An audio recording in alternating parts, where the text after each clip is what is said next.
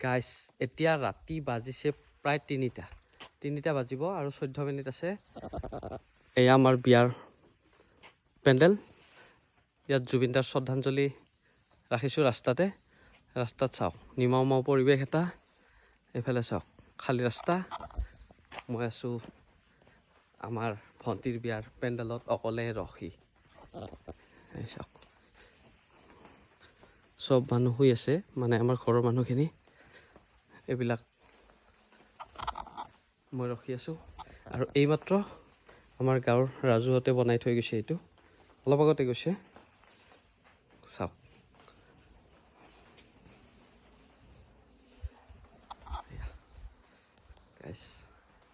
এয়া হৈছে ভণ্টিৰ বিয়াৰ দায়িত্ব ল'ব লগা হৈছে মই। টোপনি ক্ষতি হৈছে যদিও মানে ভাবেও নাই যে টোপনি ক্ষতি হৈ আছে। বিন্দাছ আছোঁ গোটেই ৰাতিপুৱাবই আৰু বেছি টাইম নাই, অলপ টাইম আছে।